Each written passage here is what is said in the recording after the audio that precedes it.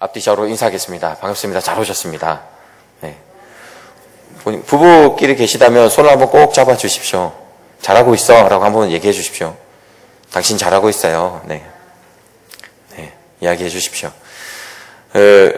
부부가 살면서 서로를 격려하는 일이 생각보다 적습니다. 같이 사는데 그런 일이 참 잘 없는 것 같습니다. 저도 뭐 마찬가지입니다. 그래서 이 시간을 들어서 한번 해보았습니다.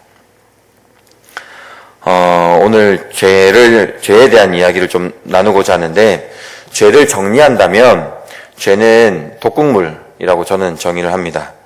독극물 한 방울이 온몸에 퍼져서 육체가 제 기능을 하지 못하고 죽게 만들듯이 그와 같이 죄는 독극물과 같습니다.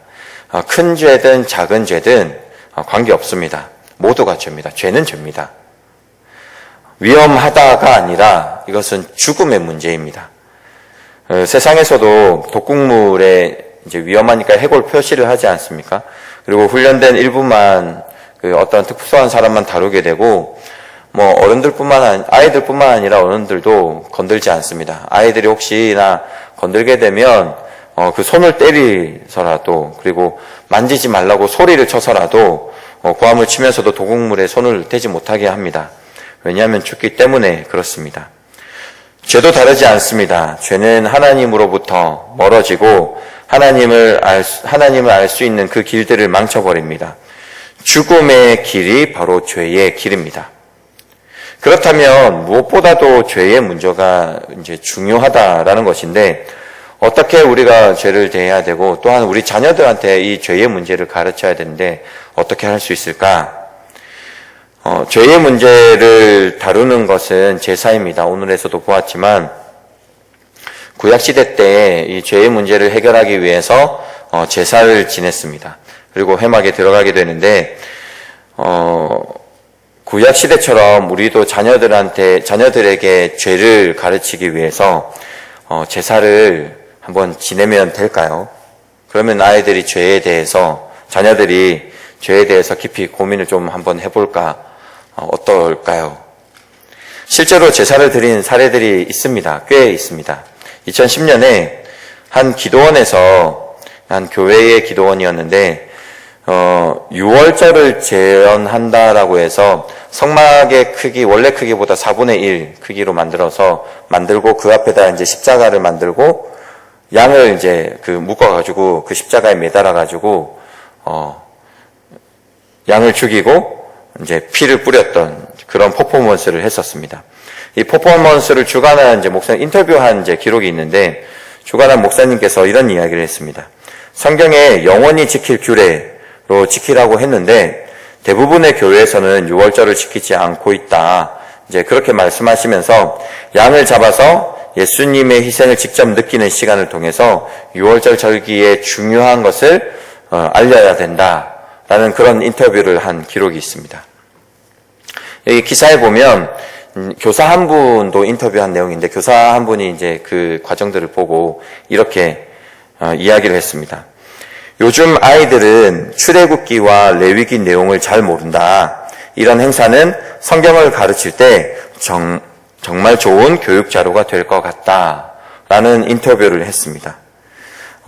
우리 자녀들을 위해서 저희도 한번 저희 교회 앞마당 크지는 않지만 십자가 하나 세워가지고, 양 묶어가지고 달아가지고 한번 제사를 드리는 거 어떠십니까? 실제로 청소년들 한 100여 명 모인 곳에서 또 그런 일이 있었습니다. 2012년에 태안에서 있었는데, 작은 교회들은 자체적으로 수련회를 하려고 해도 그게 잘 안 되기 때문에 이제 여러 교회들이 모여서 수련회를 그렇게 하는 교회들이 있습니다. 여기도 한 4교회 정도 되는 교회가 마음을 모아가지고 청소년 수련회를 하면서 번제를 아이들이 보는데 저녁에 재현한 일이 있었습니다. 그러니까 연극 중의 한 부분이었는데, 가늠한 여인이 죄가 번제의식을 통해서 용서받는다, 이런 내용을 가르치려고 번제를 드렸습니다. 양을 잡고 피를 내고 가죽을 벗기고 아이들이 보는 앞에서 이제 그렇게 했습니다. 그리고 저는 이제 참 더 대단한 게 뭐냐면, 가죽을 잡는 것도 그렇지만 이 연극 중에서 선생님이죠. 선생님께서 그 피 묻은 가죽을 안고, 얼마나 진짜 대단하지 않습니까? 피 묻은 가죽을 안고 그 대사가 이랬습니다. 더럽고 추악한 가식을 이제 벗겼나이다. 때 묻은 모습을 벗겼나이다. 라고 이제 외쳤다고 합니다. 그리고 또 그렇게 얘기하고 또한 살아오면서 많은 이들을 받으면서 힘들게 했습니다. 용서해 주십시오. 그런 연극을 했다고 합니다. 그러고는 이제 문제가 돼서 경찰에 고발이 됐습니다. 어떻게 좀 생각하십니까? 그리고 서울에서도 그러니까 성금요일 우리가 일명 그 예수님 부활절 되기 전에 예수님께서 돌아가신 날을 기념해서 금요일 날 이제를 성금요일이라고 이렇게 이야기하지 않습니까? 한 서울의 교회에서도 그 6월절을 또 행한다 이래가지고 솔가지로 그러니까 그 평상에다가 양을 놓고 피를 내서 피를 받아가지고 솔가지로 무설주를 이제 설치해 놓고 그 솔가지로 묻혀가지고 무설주에 바르는 일이 있었습니다. 그리고는 이제 동물자유연대에 고발을 당했습니다. 생각이 좀 다를 수는 있지만, 성경에 보면 분명히 영원한 규례, 지킬 규례라고 명시가 되어 있습니다. 근데 왜 교회들은 이 영원히 지킬 규례라는 이 말씀을 지키지 않을까요? 앞서 제사를 지낸 목사님의 말씀처럼 오늘날 교회가 6월절 의식, 제사하는 의식을 왜 지내지 않을까요? 답은 간단합니다. 예수님께서 십자가에서 이 죄의 문제를 단번에 이루셨습니다. 해결하셨습니다. 구약의 제사가 끝이 났습니다. 대제사장이시며 화목제물이신 예수 그리스도가 계신데 굳이 또 동물에게 죄를 전가하고 그렇게 잡을 필요는 없습니다. 우리는 은혜의 시대를 살아가고 있습니다. 굳이 이렇게 잡지 않고 그렇게 잔인한 일을 하지 않아도 우리는 자녀들에게 잘 가르칠 수 있습니다. 그럼 어떻게 가르칠까? 오늘 본문이 이제 속죄일에 대한 말씀인데 오늘 말씀을 통해서 그 방법을 좀 찾고 말씀의 은혜를 누리는 시간이 되기를 바라겠습니다. 오늘 본문은 이제 크게 세 부분으로 나눌 수 있습니다. 준비하는 것, 그리고 실행하는 부분, 그리고 정리하는 부분. 이렇게 세 군데가 있는데 먼저 준비하는 부분을 좀 살펴보면 하나님께서는 지성소에 있는 언약궤 위 속죄소에서 말씀하시겠다고 하셨는데 특징 중에 한 가지는 아무 때나 들어오지 말라라는 것입니다. 왜냐하면 아무 때나 그리고 아무나 들어오면 침범한 자가 죽기 때문이고 이러한 사항은 제사장도 마찬가지입니다. 당시에 제사를 담당하던 아론도 성소에 들어가려면 몸을 씻고 그리고 거룩한 세마포 속옷, 세마포 속바지, 세마포 띠를 띠고 세마포 관을 쓰고 그리고 아론은 자신과 자신 가족을 위해서 수송아지를 속죄 제물로 삼고 순양을 번제로 드려야지 지성소에 들어갈 수 있었습니다. 이것이 준비인데 여기에 첫 번째 핵심이 있습니다. 아론은 이스라엘의 죄를 속죄하기 위해서 무엇을 했냐면 먼저 자신을 구별하고 그리고 자신의 죄와 자신의 집안을 위해서 속죄했다라는 것입니다. 오늘 본문의 6절 말씀입니다. 다 같이 6절 말씀을 한번 보시겠습니다. 그리고 이것은 하나님의 명령입니다. 다 같이 6절 말씀을 읽겠습니다. 시작! 아론은 자기를 위한 속죄제에 수송아지를 드리되 자기와 집안을 위하여 속죄하고 우리의 신앙의 문제, 죄의 문제에 대해 이야기할 때 아이들을 먼저 떠오르지만 어른인 부모가 먼저 죄의 문제를 해결해야 됩니다. 우리가 신앙의 문제, 특히 이제 죄의 문제에 대해서 이야기할 때 악한 세대, 악한 시대라고 표현을 하고 기도할 때 이 악한 세대와 이 악한 시대로부터 우리의 자녀를 물들지 않게 해주십시오라는 기도를 합니다. 그런데 그 전에 우리가 깊이 생각해야 될 것은 그 악한 시대, 그 악한 시대는 우리의 어른들이 속한 곳이라는 것입니다. 아이들이 가장 영향력을 많이 받는 것은 미디어일 것입니다. 그 미디어를 만든 것이 아이들이겠습니까? 어른들이겠습니까? 아이들이 좋아하는 것들이 있겠죠. 그 마음들을 살려고 노력을 많이 하겠지만 결론은 그 모든 미디어를 주관하는 것은 어른들입니다. 그 힘, 영향력, 그것은 바로 어른들이 만들어가는 것입니다. 제가 서울에서 지낼 때, 홍대 아시죠? 젊은이들이 있는 그 유명한 거리, 그 근처에 살았었는데, 그렇게 멀지 않은 곳에 있었습니다. 그러니까 특세를 마치고, 이제 아내와, 가끔은 또 청년들하고 같이 가면, 아침 먹으러 홍대로 가면, 웬만한 음식점은 다 열려 있습니다. 그러니까 보통 저희들은 특별 새벽 기도를 마치고 아침을 먹고 이제 하루를 이제 시작하는 그 시작점에 있는데, 홍대에서는 이제 아침을 먹고 하루를 정리합니다. 밤새 이제 놀고, 새벽 4시가 피크입니다. 새벽 4시가 피크고, 그때부터 이제 흐지부지 하다가 이제 아침 먹고 집에 들어가서 잠을 자고, 또 밤에 좀비처럼 일어나서 또 나오고, 뭐 이런 겁니다. 그런 문화들, 그 젊은 층의 수요가 있어서 만들었는데, 그런 장들을 청년들이 만들었을까요? 어른들이 만들었을까요? 누가 만들었다고 생각하십니까? 물론 상호관계가 있을 겁니다. 그러나 그 장을 만든 것은 바로 어른들입니다. 부모들이 싫어하는 장소들이 있죠. 청소년들, 초등부 아이들에게는 PC방, 만화방, 요즘에는 만화방도 잘 안 보이긴 하는데, 싫어하고, 대학생들 자녀를 둔 부모님들이 싫어하는 장소, 술집 같은 거, 클럽 같은 거, 그런 거 있죠. 이런 장소들은 어린아이들이 만들었을까요? 청소년들이 만들었을까요? 아니면 어른들이 만들었을까요? 죄의 영향력이라는 것은 아이들로부터 어른들이 영향력을 받는 것이 아니라 어른들로부터 아이들에게 영향력을 미치는 것을 볼 수 있습니다. 어떻게 죄를 가르칠 수 있는가? 부모가 먼저 회개해야 됩니다. 그 회개하는 모습을 보여주어야 합니다. 여러분, 부모님들이실 겁니다. 부모가 하나님 앞에 온전하다고 생각하십니까? 그렇지 않다고 생각하십니까?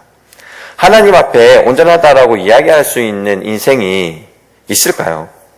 그러면 우리가 자녀에게 회개하라가 아니라 먼저 주여 우리를 용서해 주십시오 라고 먼저 회개하는 모습을 보여주어야 합니다. 혹시 한 5년, 6년 전쯤이었던 걸로 기억하는데 그런 메일 같은 거 받아보신 적이 있으신지 모르겠는데 한참 떠돌던 영상이었습니다.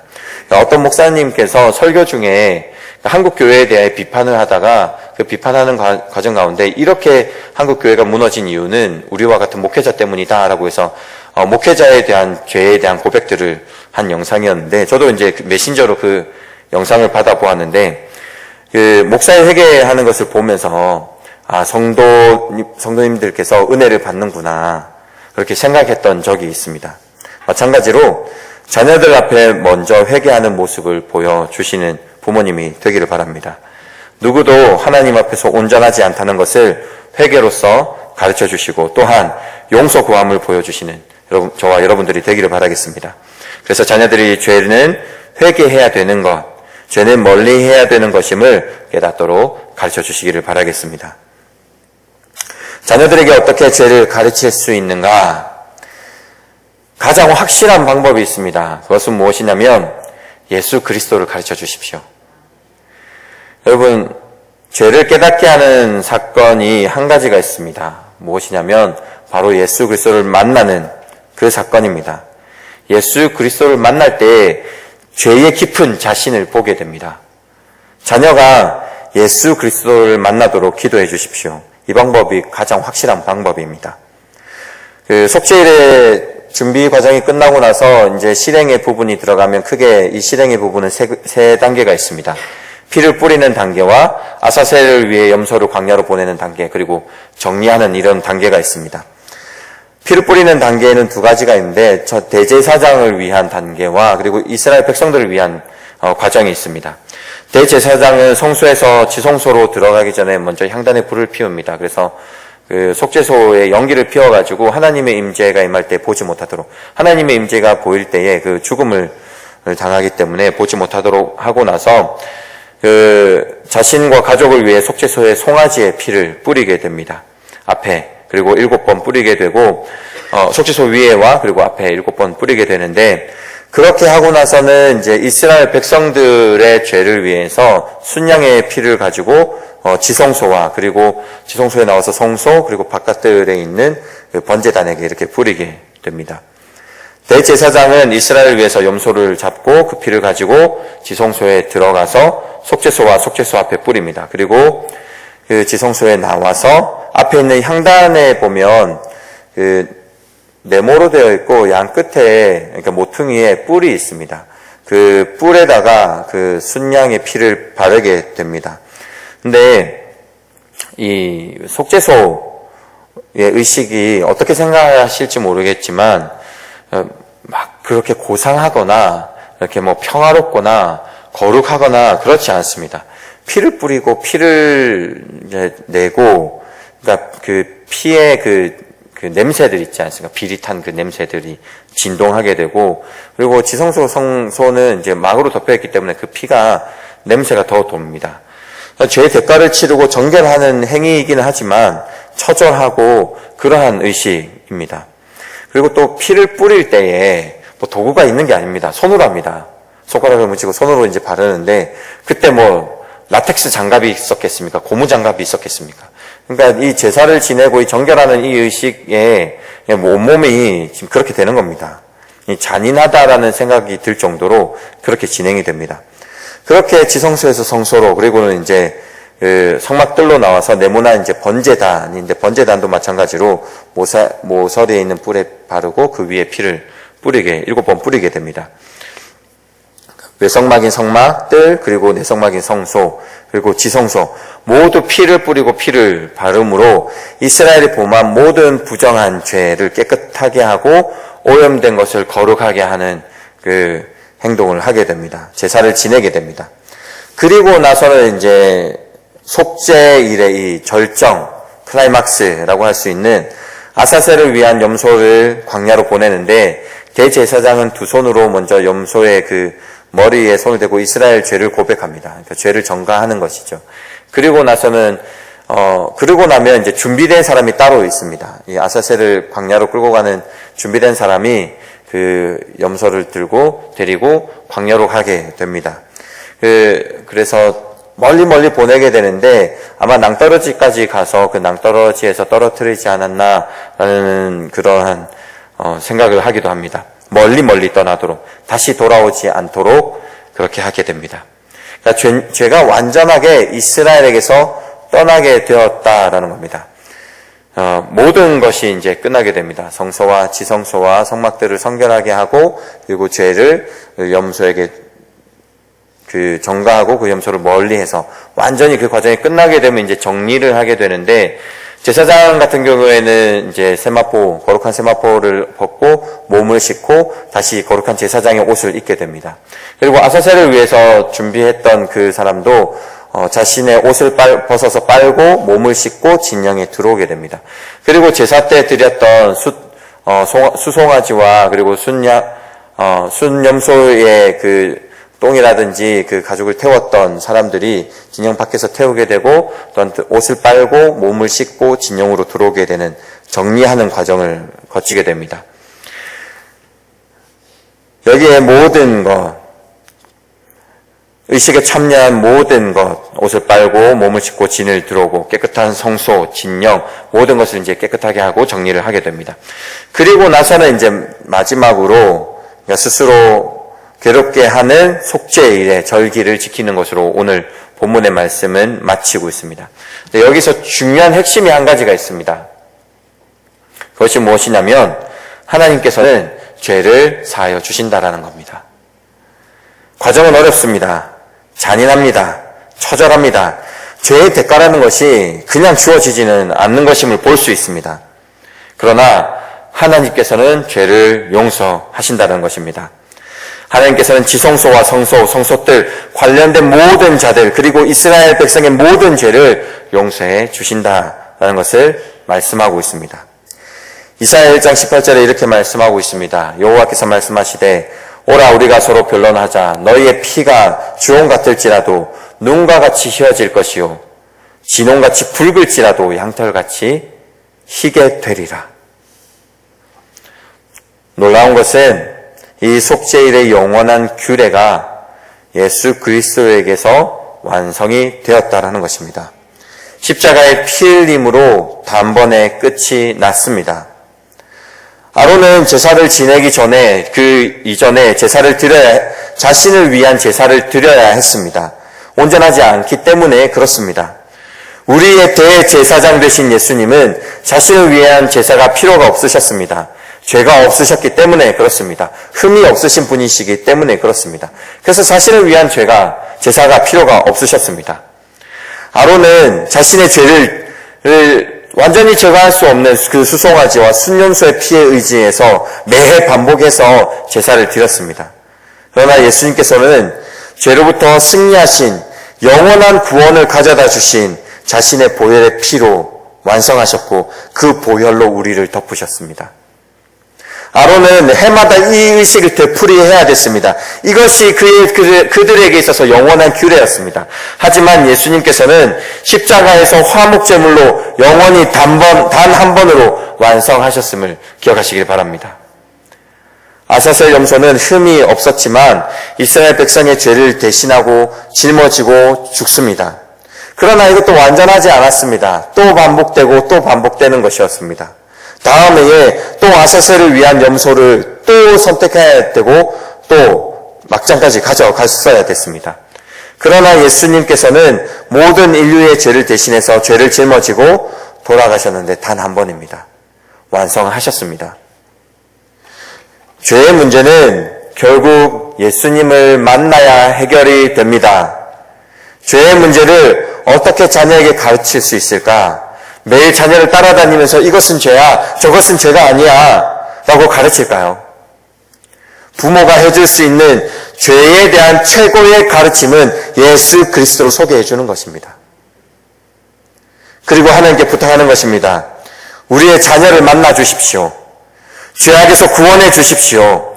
죄를 깨닫는 시간이 길지 않게 해 주십시오. 나의 자녀가 예수님을 만나는 그때를 마냥 기다리는 것이 아니라 말씀을 읽으며 기도하며 그때를 기다리며 사모하는 자녀가 되게 해주십시오라고 그 구원의 감격을 누리는 부활의 삶을 사는 우리의 자녀가 되게 해달라고 그렇게 기도해야 되는 것입니다. 악한 시대에 악한 세대의 시간을 우리가 살고 있습니다. 지금 시대는 하나님을 외면하는 그런 시대가 아니라 하나님을 경멸하는 그러한 시대를 우리가 지금 살아가고 있음을 보셔야 됩니다.